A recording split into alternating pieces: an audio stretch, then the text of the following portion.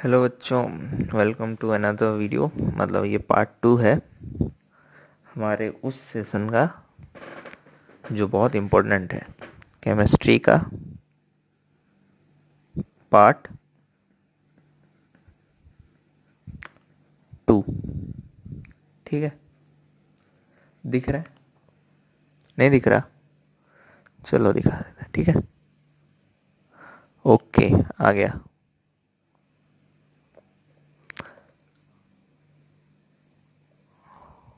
Okay, तो chemistry का part 2 जिसमें हम आज क्या पढ़ने वाले हैं, किसी को याद है? नहीं है। इफेक्ट ऑफ, मतलब हम लोग मैटर के स्टेट को चेंज कर सकते हैं क्या, इसको मैंने बोला था हाँ, और इसी के बारे में आज पढ़ने वाले हैं। तो उसका पहला टॉपिक है जो मैं पहले बोल गया, effect of change of temperature. ठीक है, टेम्परेचर के वजह से जो चेंज आता है, तो सिंपली एक एक्टिविटी कर लेंगे या फिर नहीं करोगे तो भी चलेगा, लेकिन ये एक्टिविटी जान लो, अच्छा है, काम आएगा। अगर आपको दिखाऊं, ठीक है, तो यहाँ देख सकते हो, ये एक बर्नर है, ये बीकर है, थर्मोमीटर भी लगा दिया है। तो उसमें बर्फ़ लिया गया, तो उसको मेल्ट करवाया है। तो पहले रीडिंग ले लिए कि कितना ठंडा है वो। उसके बाद जब हीट करने के बाद जो पानी बनता है तो उसका रीडिंग लिया गया। ठीक है, तो इसमें होता क्या है, क्या होता है वो देखेंगे। तो इसमें कुछ यूँ होता है कि देखो, जब ये आइस होता है, इसको हीट करते हैं, ये सॉलिड में है अभी, है कि नहीं? सॉलिड में है ना? ठीक है, तो ये जब सॉलिड में रहता है तो पार्टिकल्स पास पास होते हैं। ठीक है, पास पास। तो जब हीट करते हैं तो हम लोग ने पढ़ा था कि काइनेटिक एनर्जी बढ़ता है, तो उसी के हिसाब से ये लोग पूरा कूदने लगते हैं, दे स्टार्ट जंपिंग, कूदने लगते हैं और बहुत जोर से वाइब्रेट होते हैं, जिसकी वजह से ये लोग इन लोग के अंदर जो फोर्स होता है वो धीरे धीरे वीक होता जाता है। तो वो वीक होते होते होते होते स्पेस बनाता है, जिसकी वजह से वो चेंज होता है वाटर में। और ये कब होता है? एट अ फिक्स टेम्परेचर, मतलब एक टेम्परेचर पहुंचने के बाद ही ये सब पॉसिबल है। जब तक हम लोग उसको उस टेम्परेचर तक नहीं लाएंगे, ये ये जो प्रोसेस है, ये जो प्रोसीजर है, ये आगे नहीं बढ़ पाएगा। ठीक है, वैसे ही उससे और ज़्यादा टेम्परेचर दे के हम लोग उसको नेक्स्ट फॉर्म्स, गैसियस स्टेट में भी लेके जा सकते हैं। और एक बात ये नोट करो, the temperature at which a solid melts to become a liquid at the atmospheric pressure is called its melting point। melting point क्या होता है उसका डेफिनेशन यहाँ दिया गया है, आपको मार्क करवा दे रहा हूँ। ये देखो, यहाँ से लेके यहाँ तक। ठीक है,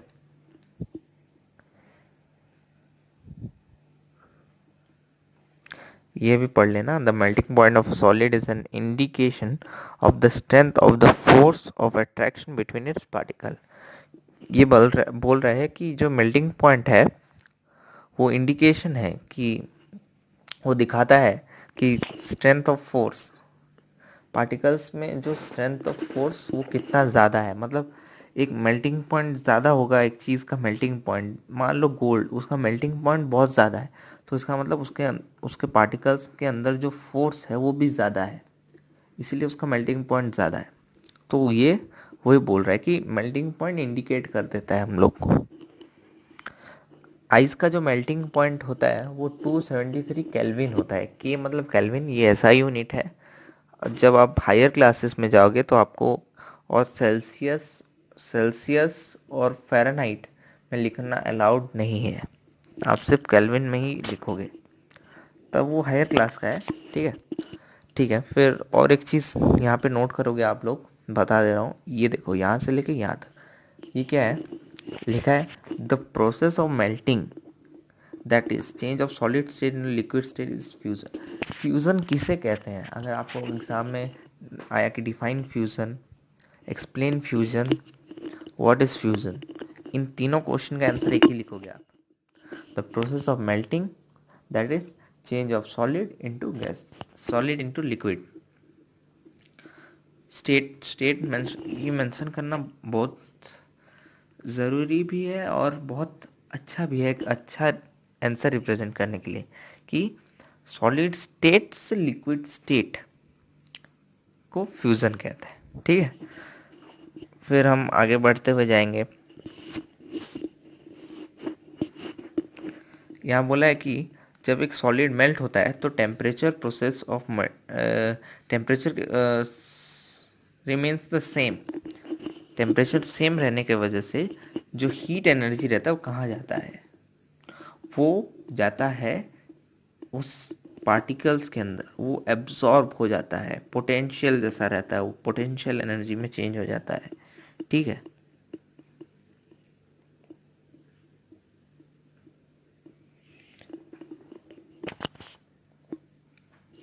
और जो हीट एनर्जी के बारे में जिक्र हुआ है वो हिडन हो जाता है उस बीकर में as latent heat, latent heat बोलते हैं। ठीक है, तो और एक चीज़ नोट करेंगे यहाँ पे कि the amount of heat energy that is required to change 1 kilogram of solid into liquid in atmospheric pressure at its melting point is known as latent heat of fusion। ये बहुत ही ज़्यादा इम्पोर्टेंट क्वेश्चन है, बहुत ज़्यादा बार ये exams, हर school के exams में आते हैं, तो इसको आप ज़रूर ध्यान में रखें। क्या है मैं समझा दे रहा हूँ। ये जो लेटेंट हीट ऑफ फ्यूज़न, इस ये क्या है, ये वो है कि जो अमाउंट ऑफ एनर्जी चाहिए, मान लो ये एक ऑब्जेक्ट है, जैसे मैं पकड़ा हूँ कुछ ऑब्जेक्ट। ठीक है, एक मिनट, अच्छा ये पेन ही ले लो, चलो तो ये पेन ले लेते हैं। ये ऑब्जेक्ट है, ठीक है, तो इसको हीट, इसके अंदर कितना हीट एनर्जी दूं, कितना the amount of heat energy, ठीक है, रिक्वायर्ड टू चेंज 1 किलोग्राम। मान लो इसका वेट 1 किलोग्राम है। क्या सर मजाक कर रहे हो, अरे मान लो सपोज, ठीक है, मानने में क्या है, मान लो कि एक 1 किलो का है, मैं 1 किलो का पेन उठा रहा हूँ, सोचो। तो 1 किलो का ये जो पेन है, ठीक है, उसको लिक्विड में, मतलब इसको मैं लिक्विड में चेंज करूँगा, तो इस चेंज करने के लिए जो अमाउंट ऑफ एनर्जी मुझे चाहिए, एटमॉस्फेरिक प्रेशर और इसके मेल्टिंग पॉइंट को देखते हुए, taking it under the consideration, consider करते हुए, जो हीट एनर्जी हमें ज़रूरत पड़ी उसे कहते हैं लैटेंट हीट ऑफ फ्यूज़न। क्यों, फ्यूज़न जानते हो क्या है, तो इसको कहते हैं latent heat of fusion, mark कर लेना। तो जो पार्टिकल इन वाटर होता है, जो 0 डिग्री सेल्सियस में रहता है, वही उसमें ज़्यादा एनर्जी होता है जो आइस में रहता है। मान लो देखो, जैसे अभी अभी मेल्ट हुआ है, तो पानी में पार्टिकल का जितना एनर्जी रहेगा वो उस आइस से ज़्यादा रहेगा, क्योंकि इसमें जो लैटेंट हीट है वो है, इसीलिए इसका एनर्जी ज़्यादा रहेगा। नेक्स्ट चैप्टर में कुछ पढ़ेंगे कि एनर्जी डिस्ट्रॉय नहीं किया जा सकता, एनर्जी बनाया नहीं जा सकता। तो ये वही एनर्जी है, बस आइस में शो नहीं करता, यहाँ शो करता है, यही फ़र्क है। ठीक है, तो हम लोग इसको जब ज़्यादा कर देते हैं तो ये फिर वाटर से गैसियस बन जाता है, यही बोला गया है। तो अगर हम लोग को सेल्सियस से केल्विन में चेंज करना है तो एक सिंपल वे है, यहाँ पे बुक में देखो, 100 डिग्री सेल्सियस हुआ तो 273 बस ऐड कर दो, वही उतना केल्विन हो जाएगा। ठीक है, बहुत अच्छे। और एक चीज़ यहाँ बोली गई है, बहुत इंपॉर्टेंट चीज़ है, particles in steam that is water vapour at 100 degree Celsius have more energy than water at the same temperature. मतलब जो गैस बना है, जस्ट गैस, उसमें ज़्यादा एनर्जी है जो पानी था उससे। हीट जो हमें उसमें जो एनर्जी दिया गया वही एनर्जी बन गया उधर, उसमें एनर्जी दिया गया इसलिए चेंज हुआ। तो उसमें दिया गया मतलब उसमें ज़्यादा एनर्जी होगा ही, ऐड अप हुआ है तो ज़्यादा होगा ही होगा।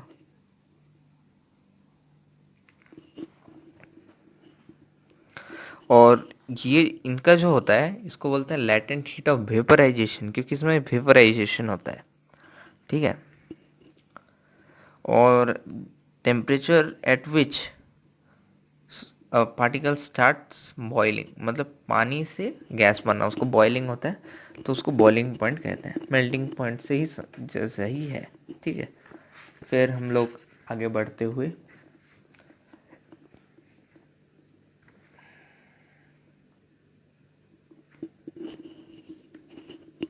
एक चीज़, चलो एक एक्टिविटी देखा जाएगा यहाँ पे। ठीक है। इसमें बहुत सारी चीज़ें हैं, देखो अभी चैप्टर जल्दी ख़त्म होने वाला है नहीं, तो अभी कुछ पार्ट्स बाकी हैं। तो इस वीडियो को ध्यान से देखो, आखिरी तक देखो प्लीज़। फिर एक चीज़ आती है यहाँ पे, आपको दिखा देता हूँ। कैम्फर ले लो, एक एमोनियम क्लोराइड ले लो। एमोनियम क्लोराइड या कैम्फर, कैम्फर वो चीज़ होती है वो जो उसको क्या बोलते हैं, कर्पूर बोलते हैं वो सब, दैट इज़ कैम्फर। तो उसको क्रश कर दो और चाइना डिश में डाल दो। ठीक है। और वो जो उसको उसके ऊपर एक इन्वर्टेड फनल डाल दो। फनल क्या होता है, जिसमें आप जब पेट्रोल पंप जाते हो तो जिस वो प्लास्टिक का होता है उसको अंदर करते हैं, आपके टंकी के अंदर जो घुसता है, एक एंड उसका बड़ा रहता है, एक एंड छोटा रहता है, तो वही है। फनल को यहाँ पे दिखाया भी है। तो उसी को यहाँ पे कॉटन दे दो, बंद कर दो, इसको हीट करो। जब हीट करोगे तो क्या होगा, इसके वेपर्स जो है वो निकलेंगे। कुछ देर के बाद जहाँ हीट कम है वहाँ जाके वो उस जगह पे वो चिपक जाएगा, क्योंकि बाहर तो जा नहीं सकता, तो उसी के अंदर सॉलिडिफाई हो जाएगा। तो इसको बोलते हैं सब्लिमेशन। और सब्लिमेशन क्या है, प्रॉपर डेफिनेशन यहाँ दिया हुआ है, यहाँ चेक कर लो। A change of state directly from solid to gaseous, मतलब देखो हाँ सही बात है, यहाँ पे पानी नहीं आया। ठीक है। इसको हम लोग ज़्यादा अमाउंट पे गर्म कर दिए और ये डायरेक्ट चेंज हो गया। कि ये इसलिए होता है क्योंकि कुछ कुछ चीज़ें हैं जो थोड़ा गर्म कर देने से भी बहुत जल्दी पूरा चेंज हो जाते हैं। तो ये उनमें से एक है जो एमोनियम क्लोराइड। तो आपको क्वेश्चन पूछ सकता है कि कौन सा एलिमेंट या कौन सा कंपाउंड लिया गया है, तो आप बोलोगे अमोनियम क्लोराइड लिया गया है, एमोनियम क्लोराइड। ठीक है। और इस प्रोसेस को क्या बोलते हैं, सब्लिमेशन। प्रेशर, प्रेशर, अगर प्रेशर में चेंज आए तो क्या हो सकता है, तो जैसे यहाँ देख सकते हो, यहाँ दिखा देते हैं, ये देखो यहाँ यहाँ प्रेशर कम दिया जा रहा है तो ये थोड़ा कंप्रेस हुआ। यहाँ प्रेशर ज़्यादा दिया गया तो ये कंप्रेस होता गया। यहाँ सबसे ज़्यादा प्रेशर देने के बाद ये कंप्रेस हो गया, ये सॉलिड हो गया। देखो ये गैस, लिक्विड, सॉलिड। ठीक है। तो हम लोग स्टेट कैसे चेंज कर सकते हैं, यहाँ पे साफ साफ लिखा है by applying pressure and reducing temperature. अगर आप देख सकते हो तो देख लो, by applying pressure and reducing temperature, एक गैस को हम लोग लिक्विड बना सकते हैं। कैसे, प्रेशर डाल के और टेम्परेचर को कम करके। ठीक है।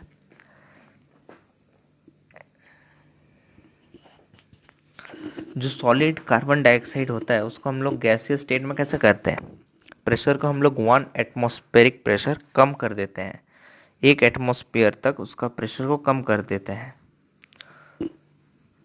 तो इसीलिए हम लोग सॉलिड कार्बन को बोलते हैं ड्राई आइस। उसमें वो पानी स्टेट में नहीं जाता है, सीधा सबलाइम हो जाता है। ठीक, बहुत अच्छे। तो प्रेशर और टेम्परेचर बता सकता है स्टेट। ठीक। ये जो डायग्राम है इसको आप ज़रा ध्यान से देखें और इसी को फॉलो करें। मैं बोल रहा हूँ इसको फॉलो करो।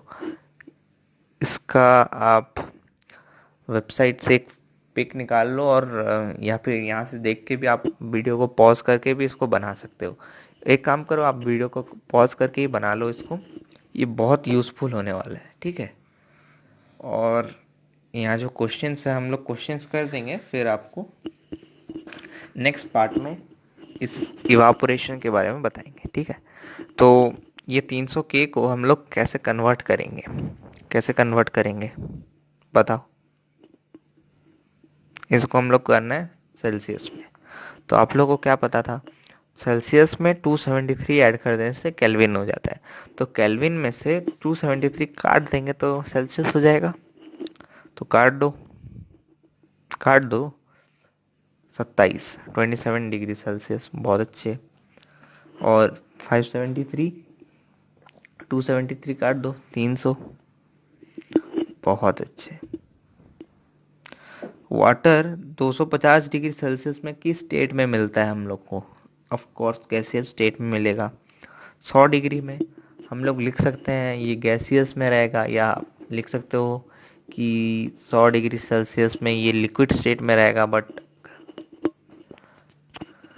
लिक्विड स्टेट में भी रह सकता है, ऐसा नहीं है कि नहीं होगा। ओके, तो अभी आप इतना अच्छे से प्रैक्टिस कर लो, ठीक है। अगर कुछ समझ नहीं आया तो वीडियो को और एक बार रिपीट कर लो। मैं ऐसी पढ़ाई के कंटेंट्स लाने की पूरी कोशिश कर रहा हूँ, मैं अपनी तरफ से 100% दे रहा हूँ।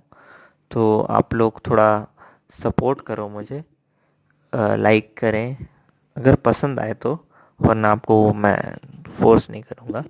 और चैनल को सब्सक्राइब कर दें ताकि मैं वीडियोस डालते जाऊँ, एक मोटिवेशन मिलती है यार, ज़्यादा कुछ नहीं, मोटिवेशन ही मिलती है। तो आप बस इतना करें, और दिल से चाहता हूँ कि बस पढ़ते रहो। ऑल द बेस्ट, आपके पढ़ाई की हर हेल्प जो मुझसे हो पाएगी वो मैं करूँगा। Till then, signing up, thank you, और all the best for your future. Stay safe, stay home. और थर्ड पार्ट जो है इसके बाद आने वाली है बहुत जल्द।